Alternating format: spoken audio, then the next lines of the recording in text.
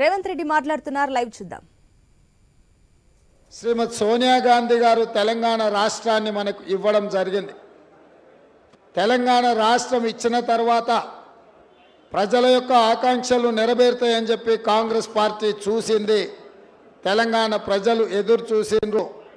కానీ చంద్రశేఖరరావు గారి నాయకత్వంలో బీఆర్ఎస్ పార్టీ ప్రజల యొక్క ఆలోచనలను ఆకాంక్షలను కాళ్ళ రాసింది.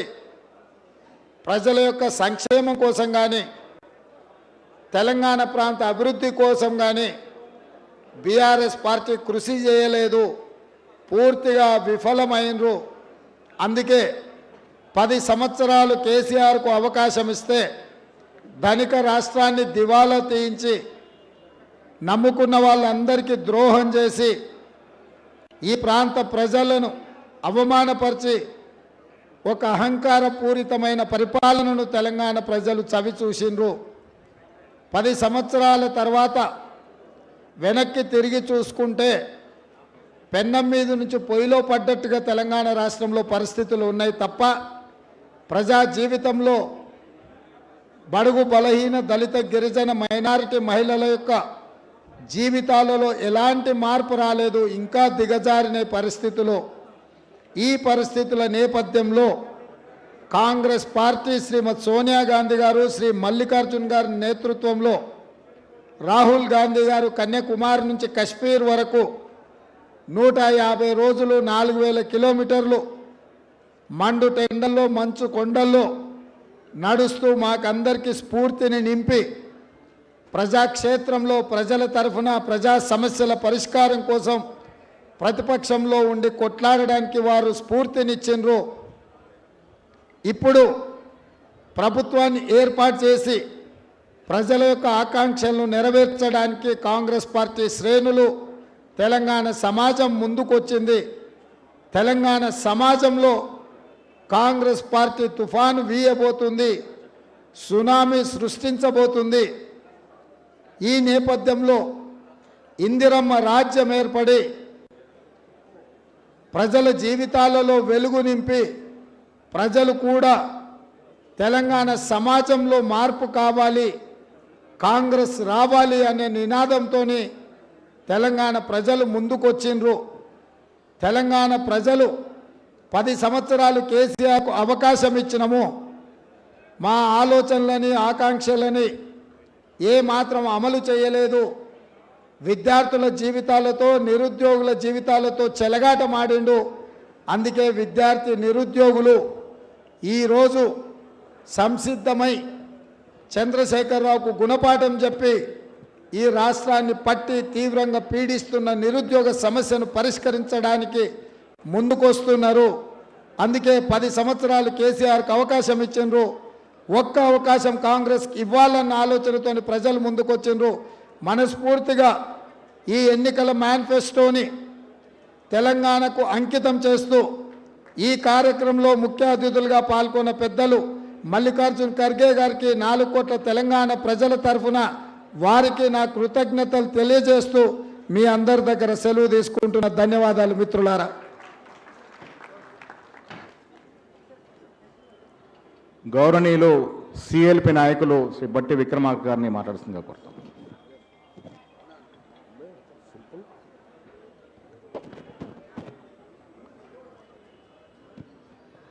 పెద్దలు అఖిల భారత కాంగ్రెస్ కమిటీ అధ్యక్షులు శ్రీ మల్లికార్జున్ ఖర్గే గారు, రాష్ట్ర కాంగ్రెస్ కమిటీ అధ్యక్షులు మిత్రులు శ్రీ రేవంత్ రెడ్డి గారు,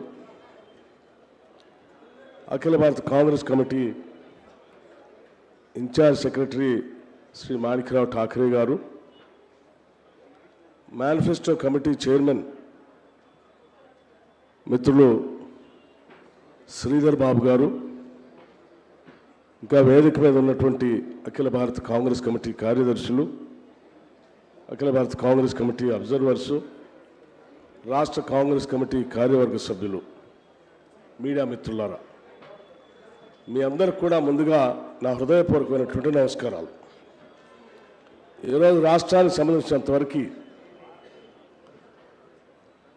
ప్రజలకు సంబంధించినటువంటి మేనిఫెస్టోని, పీపుల్స్ మేనిఫెస్టోని రాష్ట్ర కాంగ్రెస్ కమిటీ ఆధ్వర్యంలో అభయహస్తం పేరు మీద రిలీజ్ చేసినటువంటి ఈ మేనిఫెస్టో శ్రీ మల్లికార్జున ఖర్గే గారి నాయకత్వంలో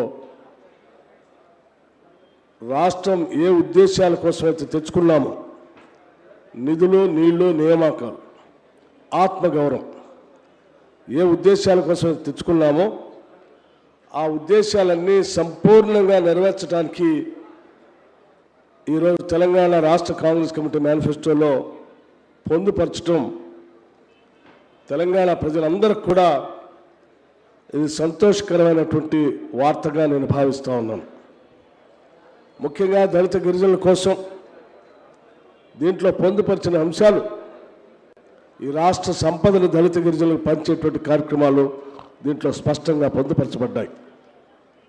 అలాగే బలహీన వర్గాలకు సంబంధించి కూడా జనాభాలో సగభాగం ఉన్నటువంటి బలహీన వర్గాలకి దావాషా ప్రకారం సంపదను పంచడమే కాదు, బీసీ సప్లాన్ తీసుకొని వస్తామని చెప్పినటువంటి సంఘటన కూడా దీంట్లో పొందుపరచడం నిజంగా అభినందించదగినటువంటి విషయం.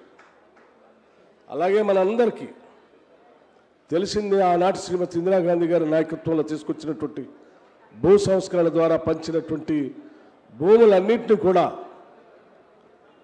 నూతనంగా ఏర్పడినటువంటి రాష్ట్రంలో టీఆర్ఎస్ ప్రభుత్వం వెనక్కి తీసుకొని బలవంతంగా ఆ పేద ప్రజల నోటి దగ్గర ఉన్నటువంటి భూములు లాక్కొని కార్పొరేట్ సంస్థలకు దారాదత్తం చేస్తున్నటువంటి సంఘటన మనం గత 10 సంవత్సరాలుగా చూస్తూ వచ్చాం.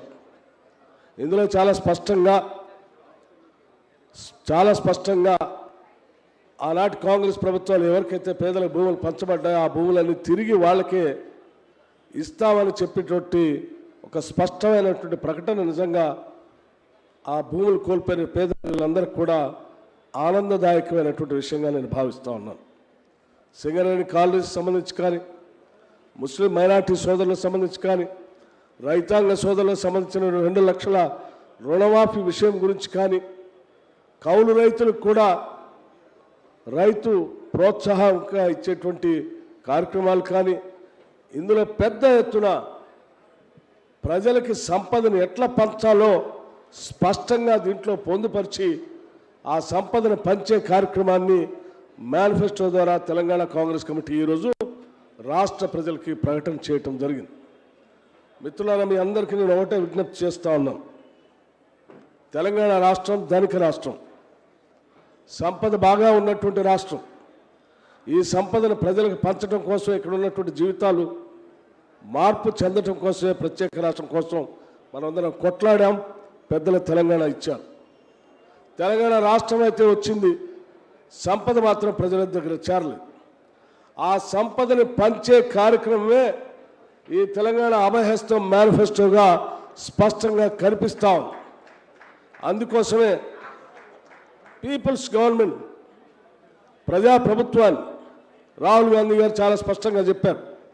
రేపు జరిగేటువంటి ఎన్నికలు దొరల తెలంగాణకి, ప్రజల తెలంగాణకి మధ్య జరుగుతున్నటువంటి పోరాటంగా ఈ రాష్ట్ర సంపద అంతా కూడా ప్రజలకి ఏ రకంగా పంచాలో మన నాయకత్వం అంతా కూడా స్పష్టంగా చెప్పిన తర్వాత ప్రజలందరి దగ్గర నుంచి సమాచారం తీసుకొని పొందుపరిచినటువంటి అద్భుతమైనటువంటి మేనిఫెస్టో ఈ అభయ హస్తంతో కూడినటువంటి మేనిఫెస్టో. ఇది పీపుల్స్ మేనిఫెస్టో.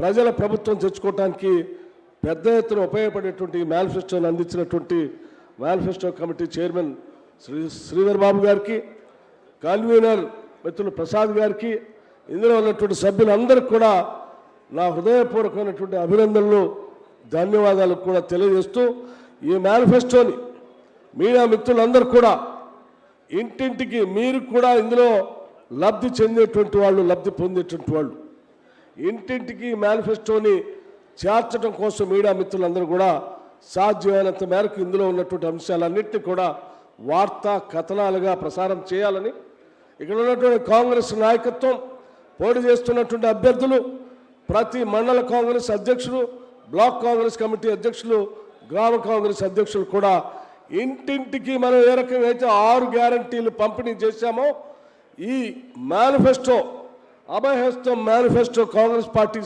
ఈరోజు రిలీజ్ చేసిన మేనిఫెస్టోను కూడా ఇంటింటికి పంచడం కోసం ప్రతి ఒక్కరం కృషి చేద్దాం. ఈ రాష్ట్ర సంపదను ప్రజలకు పంచే దాంట్లో మనం అందరం భాగస్వాములు అవుదాం. కాంగ్రెస్ పార్టీ చేగుర్తు పైన పెద్ద ఎత్తున ఓట్లేసి ఈ మేనిఫెస్టోని అమలు చేయడం కోసం ముందుకు పోదామని చెప్పి అందరి మిత్రులకి నమస్కరిస్తూ విజ్ఞప్తి చేస్తూ సెలవు తీసుకున్నాను. జై హింద్, జై కాంగ్రెస్.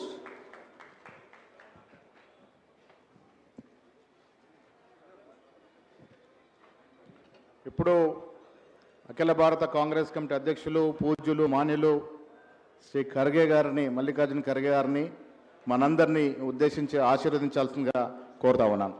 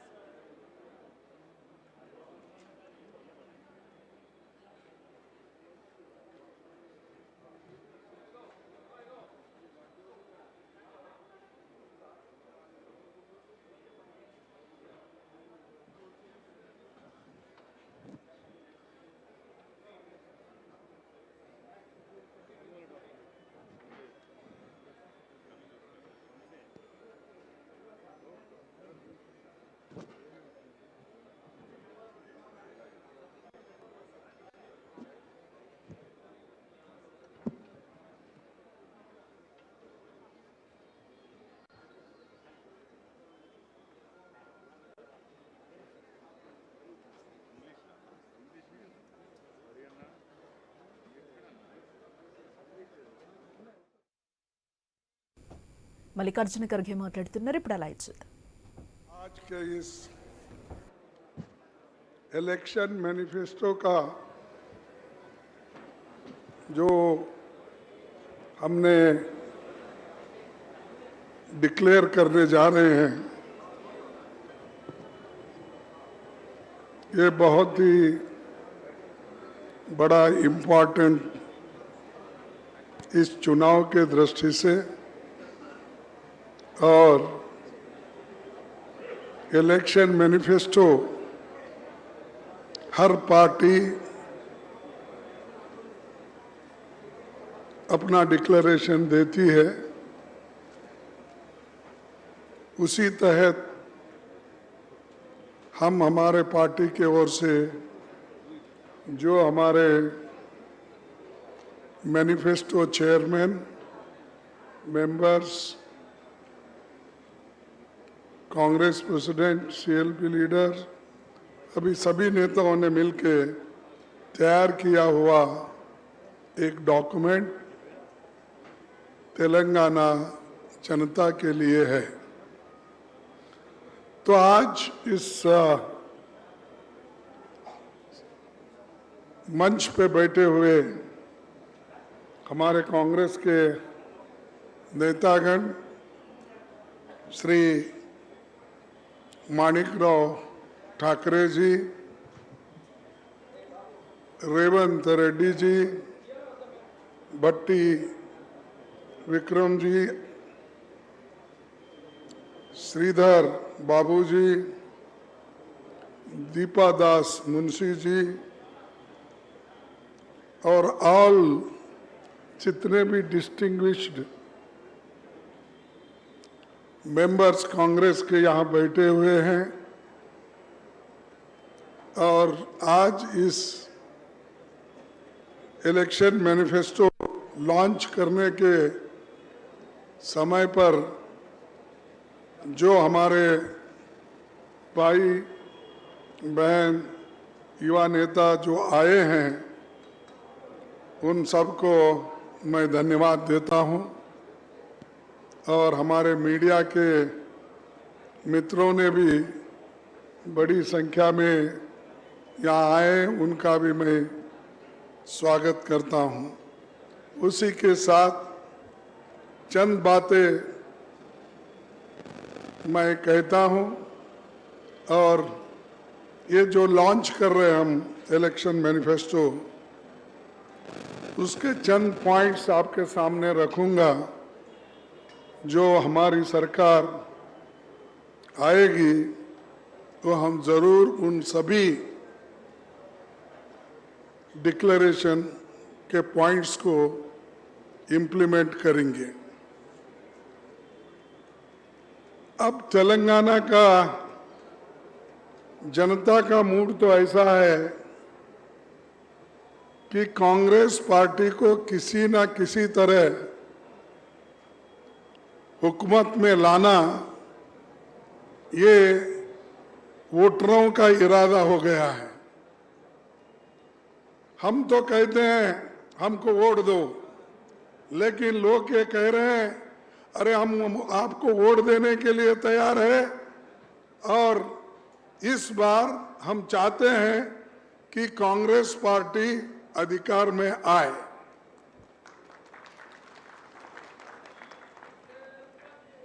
क्योंकि ये कोई किसी को दुख पहुंचाना, किसी का क्रिटिसाइज करना, ये हमारा मकसद नहीं है।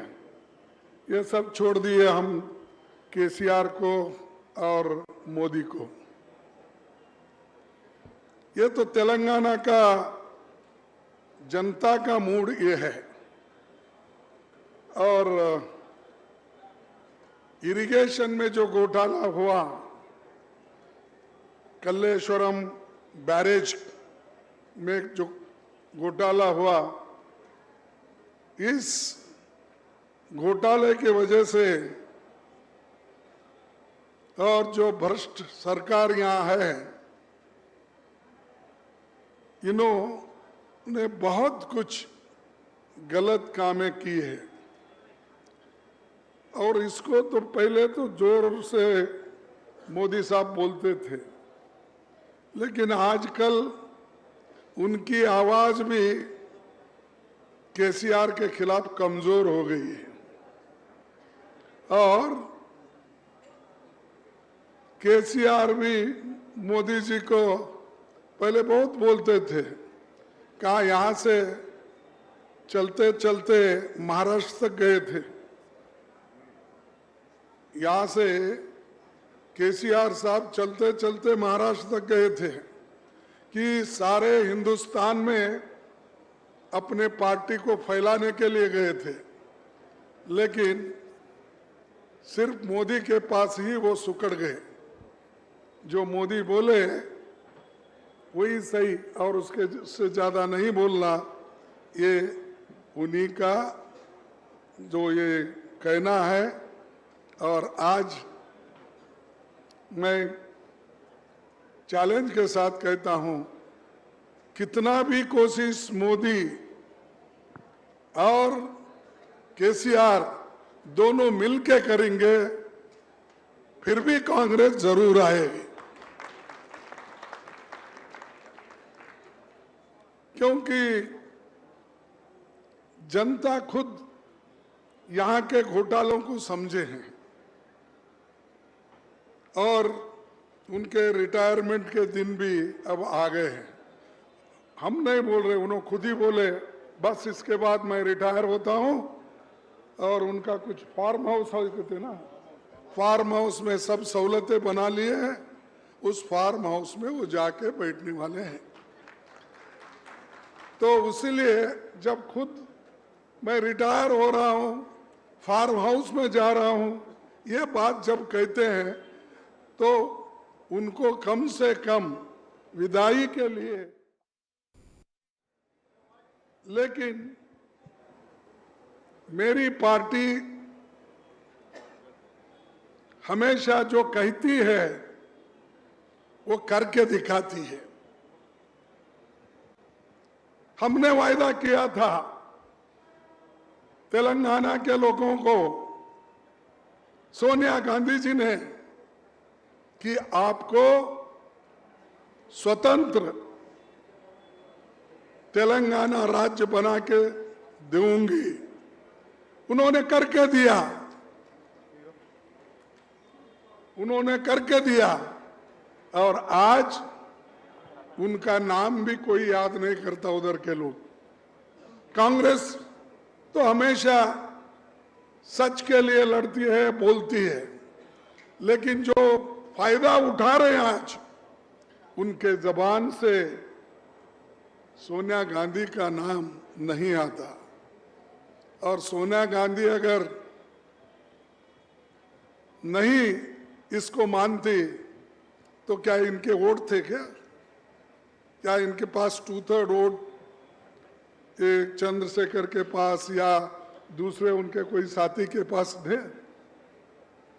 कुछ नहीं।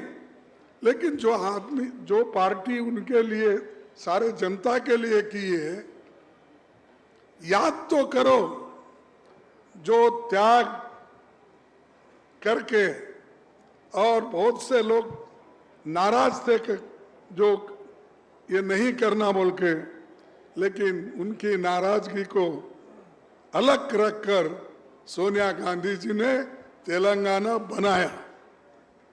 तेलंगाना बनाने के बाद कुर्सी पे कौन बैठे? जो आदमी तेलंगाना बनाने के लिए उसके पास कोई शक्ति नहीं थी। अब ऐसा तो एजिटेशन पूरे तेलंगाना में बहुत लोग की है, बहुत लोग गोलियां खाई, लाठी खाए, मरे।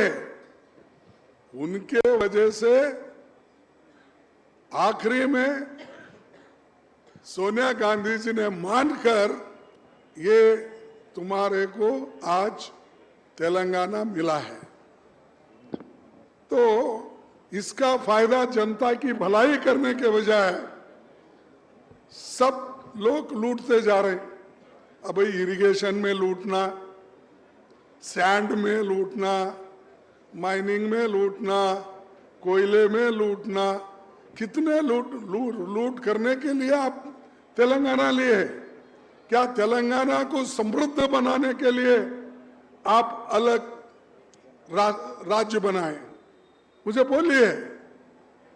तो ये सब सिर्फ चंद लोगों के लिए तेलंगाना का बेनिफिट मिल रहा है।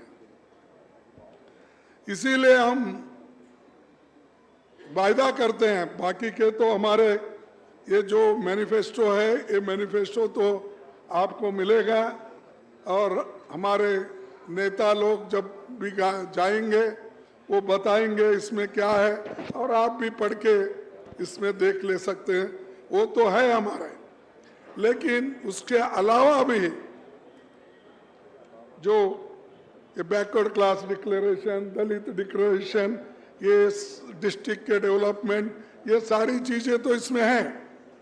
लेकिन हम 6 गारंटी आपको दे रहे हैं। जैसा कर्नाटक में हम 5 गारंटी देकर और वहां के जनता को आज 5 गारंटी का जो डेट दिए थे, आज वो इंप्लीमेंट हो रहा है। चंद लोग बोलते हैं अरे जाके देखो कर्नाटक वाले इतना दिए, क्या मिला? अरे सब मिल रहा है, आप झूठ क्यों बोलते हो? उसको अब युवाओं के लिए हमको स्टाइफंड देना है, ये दिसंबर में है। बाकी का तो बस फ्री। आप देख रहे होंगे हमारे माताएं बहनें बस में चढ़ने के लिए लड़ते रहते हैं, और ये जो भगवान के नाम पे वोट मांगते हैं ना, उन्होंने कुछ नहीं किया, लेकिन आज महिलाओं ने हर भगवान का दर्शन ले रहे हैं हमारे पास। कांग्रेस के इस वायदे से महिलाएं एक मंदिर नहीं छोड़े, हर मंदिर को, चाहे वो किसी धर्म का हो, चाहे वो किसी इसका, हर जगह महिलाएं हमारे पास लाखों के तादाद में जा रहे हैं। ये तो हमने किया, अन्य भाग्य किया।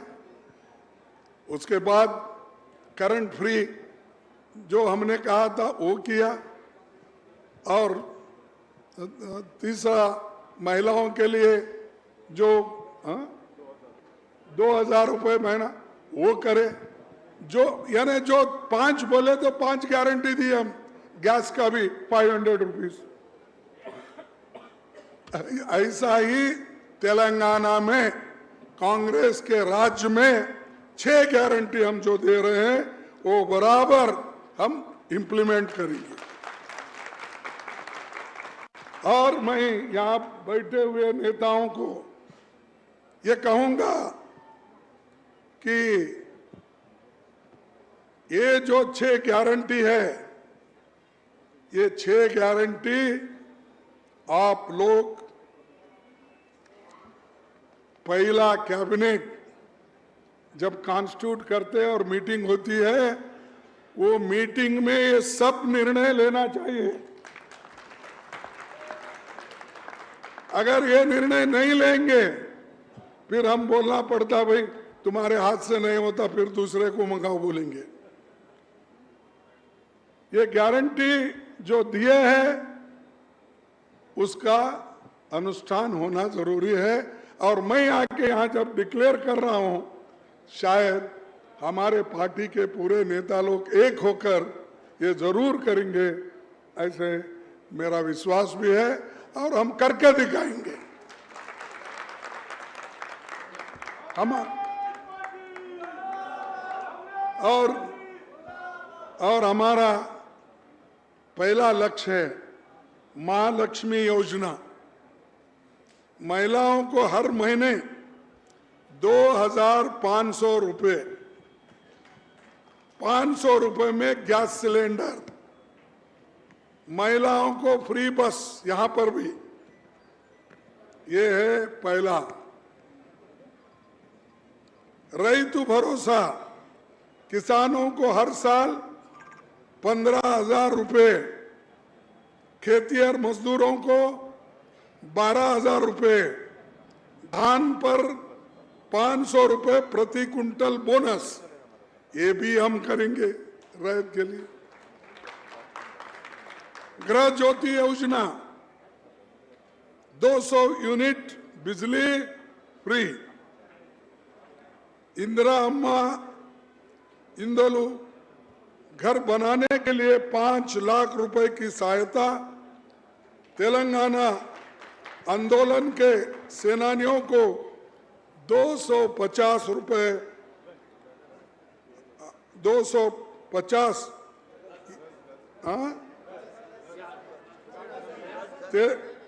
तेलंगाना आंदोलन के सेनानियों को 250 वर्ग गज जमीन, ये जो है घर के लिए उनको ये जमीन भी दिया जाएगा, 250 रुपए भी दिया जाएगा।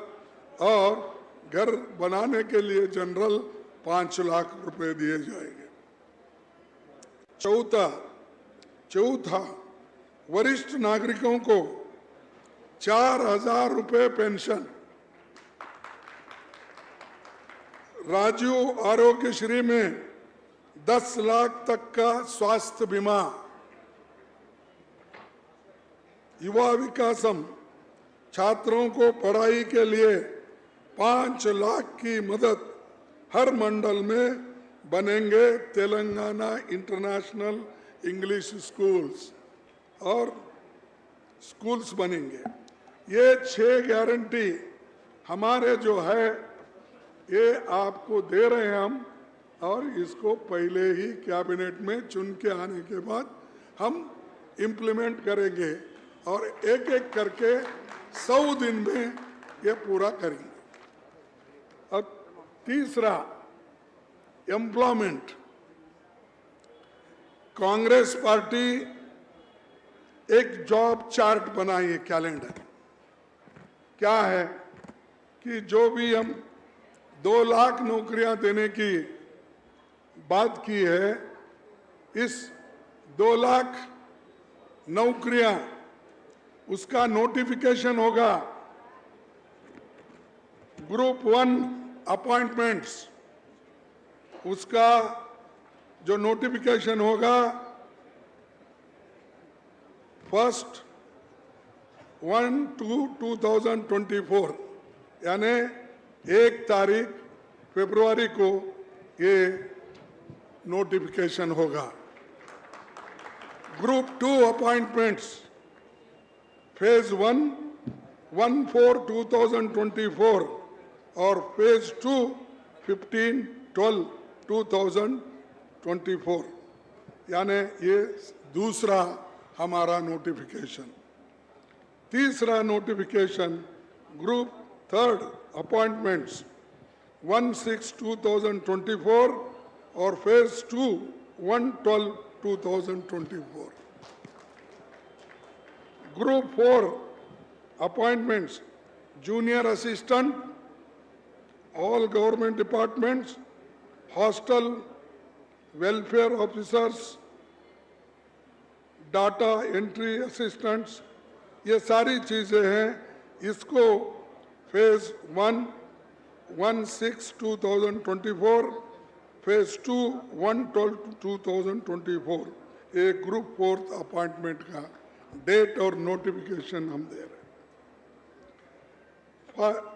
5 असिस्टेंट एग्जीक्यूटिव इंजीनियर्स एटसेट्रा ये 1/5/2024 और 6 agriculture officers, horticulture officers, veterinary officers, वो भी 1/5/2024 ये हम करेंगे। ये डेट के साथ हम वायदा कर रहे हैं और हमारी गवर्नमेंट ये देरी नहीं करेंगी। जब हमने डेट के साथ इस नोटिफिकेशन का आपके सामने रख रहे हैं और इस हमारे तेलंगाना के जनता के सामने हम रख रहे हैं, तो इसको हम कटिबद्ध है, इसमें कोई आगे पीछे नहीं है। हम बराबर जैसा बोलते हैं वैसा हम चलेंगे। और इसके बाद में थोड़ा कुछ परसों मोदी साहब आए थे, फिर वो शेड्यूल कास्ट में उन्होंने भिन्न उनको अलग करने की कोशिश उन्होंने की, तो वो होने वाला नहीं है। यहाँ जिसको जो मिलना है, चाहे वो मादिगा कम्युनिटी हो, माला हो और शेड्यूल कास्ट के हो, बैकवर्ड के हो, जिसको जिसको मिलना है वो जरूर कांग्रेस पार्टी देगी।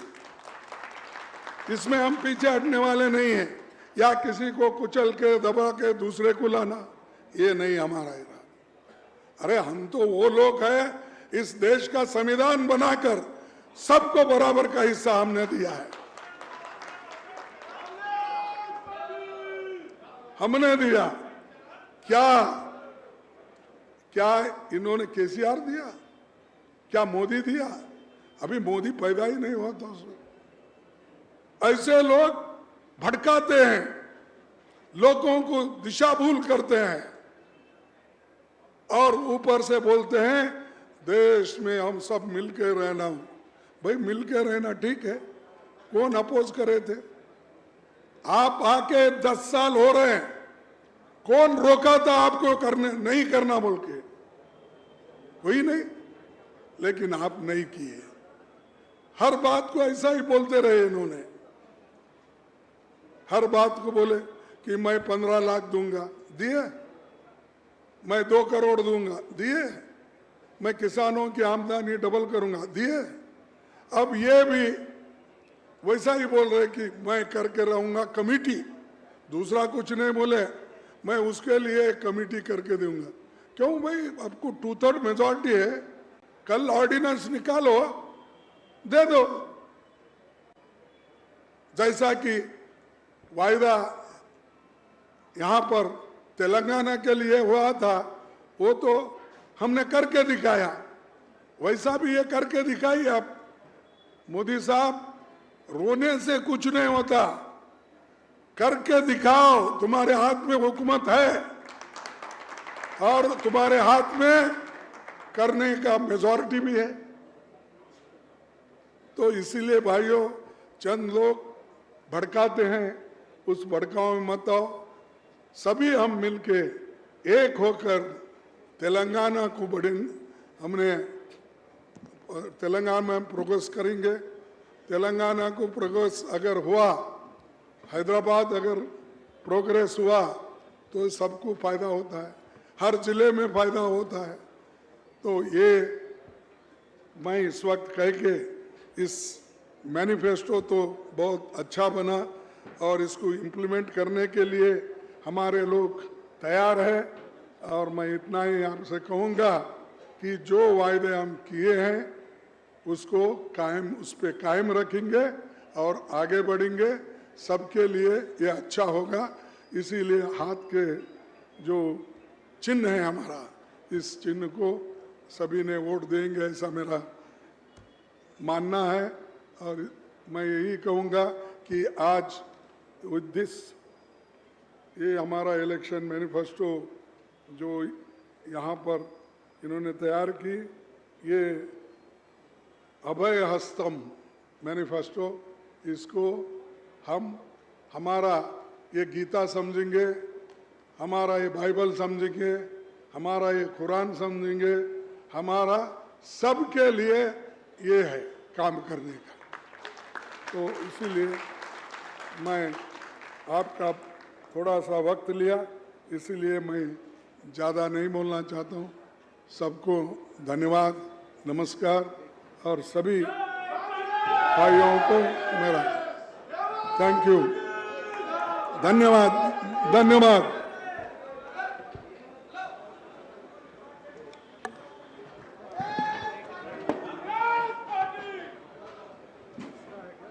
మేనిఫెస్టో విడుదల సంబరానికి వచ్చేసినటువంటి పెద్దలు, గౌరవనీయులు, పూజలు అఖిల భారత కాంగ్రెస్ కమిటీ అధ్యక్షుడు ఖార్గే గారికి, మాణిక్రావు ఠాకరే గారికి, పీసీ అధ్యక్షుల వారికి, బట్టి విక్రమార్క గారికి, శ్రీధరబాబు గారితో పాటు ఎక్కువ వచ్చేసిన సిడబ్ల్యూ సభ్యులు, సీనియర్ కాంగ్రెస్ నాయకులు, పాత్రికేయుల సోదరులు, కాంగ్రెస్ కార్యకర్తలు, అన్ని విభాగాల అధ్యక్షులు అందరూ కూడా ధన్యవాదాలు తెలియజేస్తూ ఈ మేనిఫెస్టోని మీరు ఆదరించాల్సిందిగా కోరుతూ సెలవు తీసుకుంటా ఉన్నాం. జై హింద్, జై కాంగ్రెస్.